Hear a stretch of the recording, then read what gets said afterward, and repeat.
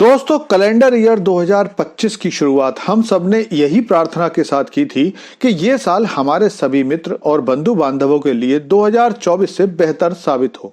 लेकिन इस प्रार्थना की सबसे ज्यादा जरूरत फिलहाल पाकिस्तान की सेना को नजर आ रही है। और मजे की बात यह है कि अगर पूरी दुनिया मिलकर भी ऐसी दुआ करेगी तो भी पाकिस्तानी सेना ने ऐसे कारनामे कर दिए हैं कि दुआएं काम नहीं आने वाली हैं।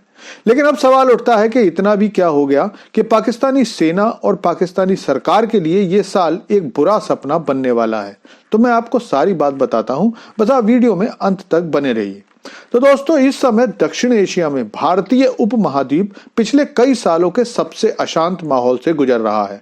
भारत का पूर्वी और पश्चिमी बॉर्डर रोज रोज नए समाचार दे रहा है, लेकिन पश्चिमी पड़ोसी यानी पाकिस्तान के लिए हम सभी पॉपकॉर्न लेकर बैठे हुए हैं, क्योंकि जिस तरह से पाकिस्तानी सेना ने अपने पैर को कुल्हाड़ी पर देकर मारा है, उसके बाद अभी मनोरंजन होना बाकी है। दरअसल पिछले 10 दिनों से पाकिस्तान की अफगानिस्तानी तालिबान से भयंकर लड़ाई चल रही है। अफगान तालिबान ने पाकिस्तान से लगे बॉर्डर से पाकिस्तानी सैनिकों को मार मार कर भगाया है और बहुत सारी पोस्ट पर भी कब्जा कर लिया है। इस सारे घटनाक्रम में कम से कम 100 से ज्यादा पाकिस्तानी मारे गए हैं। अफगान तालिबान से लगातार मार पड़ने की खबरों के बीच पता नहीं किस जीनियस बंदे ने पाकिस्तान में ये बात शुरू कर दी कि अगर अफगान तालिबान इसी तरह पाकिस्तान से लड़ता रहा तो पाकिस्तान को अफगानिस्तान के बाखान बॉर्डर को अपने कब्जे में ले लेना चाहिए। अगर आप बाखान बॉर्डर को देखेंगे तो जैसे बांग्लादेश से लगे भारत के हिस्से को चिकन नेक कहते हैं, वैसे ही यह भी अफगानिस्तान का चिकन नेक है और इसकी इंपॉर्टेंस अफगानिस्तान के लिए उतनी ही है जितनी किसी भी दूसरे अफगानी जमीन की।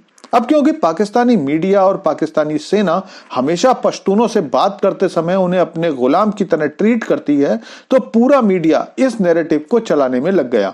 सेना के प्रवक्ता भी अफगानिस्तान को धमकियां देने लगे कि वाखान कॉरिडोर पर कब्जा कर लेंगे। दरअसल वाखान कॉरिडोर से अफगानिस्तान भारत, चीन और ताजिकिस्तान से जुड़ा हुआ है। अफगानिस्तान आने वाले समय में इसी कॉरिडोर के जरिए चीन से डायरेक्ट अपना व्यापार करने की प्लानिंग कर रहा है।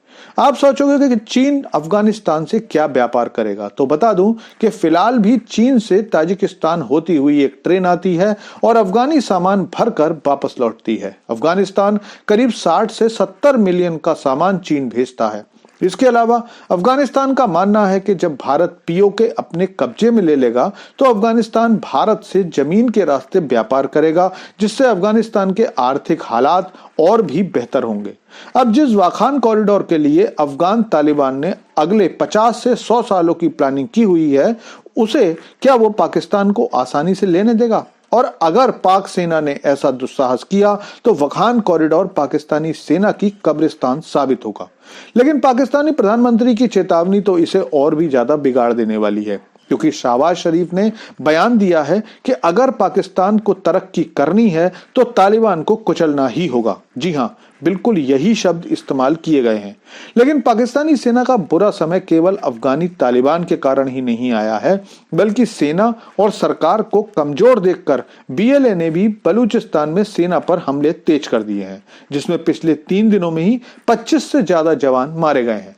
और इसीलिए मैंने कहा था कि हमारी दुआओं को पाकिस्तान का कोई भी फायदा नहीं होने वाला है।